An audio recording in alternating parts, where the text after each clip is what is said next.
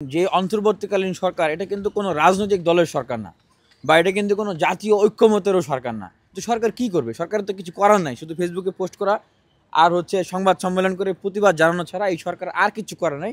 করার মতো সক্ষমতাও নাই, শক্তিও নাই। যাদের করার সক্ষমতা আছে এবং শক্তি আছে তারা হচ্ছে রাজনৈতিক দলগুলো। রাজনৈতিক দলগুলোর সাথে তো সরকারের একটা দূরত্ব রয়েছে। সুতরাং ঠিক এই ক্রাইসিসটারও কিন্তু সুযোগ নেওয়ার চেষ্টা করবে ভারত।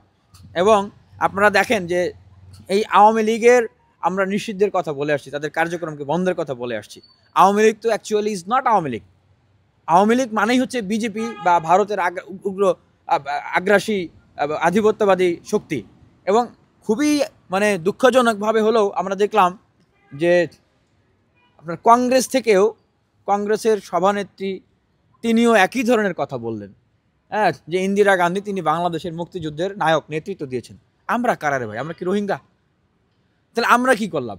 এখানে আমাদের এই প্রশ্নের উত্তরটা আসলে খুঁজতে হবে।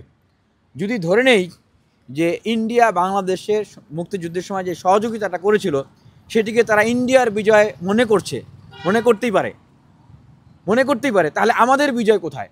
অবশ্যই আমাদের বিজয়টা খুঁজে বের করতে হবে। আমাদের বিজয় হবে তখনই যখন আমরা পুরোপুরিভাবে আমাদের 56,000 বর্গ মাইলের বাংলাদেশের প্রত্যেকটা ইঞ্চি থেকে ইন্ডিয়ান আধিপত্যবাদকে আমরা মুক্ত করতে পারবো। আমি অবশ্যম্ভাবে মনে করি যে আমাদের একটি লড়াই এবং একটি সংঘাত এবং একটি সংঘর্ষ এই আধিপত্যকে বাদ থেকে মুক্ত করার জন্য এটি আসন্ন। ভারতের সাথে আমাদের একটা সংঘর্ষ একটা আসন্ন। এই জন্য জাতীয়ভাবে এবং জাতিগতভাবে দলমত নির্বিশেষে হিন্দু, বৌদ্ধ, খ্রিস্টান, আপনার বলেন যে গণ অধিকার পরিষদ, বিএনপি, জামাত, কমিউনিস্ট পার্টি বলেন, সকলকে ঐক্যবদ্ধ হয়ে এটার জন্য দ্রুত সময়ের ভিতরে আমাদেরকে প্রস্তুতি নিতে হবে। নাহলে কিন্তু অপ্রস্তুত থাকলে আমাদেরকে কিন্তু হয়তো পস্তাতে হতে পারে।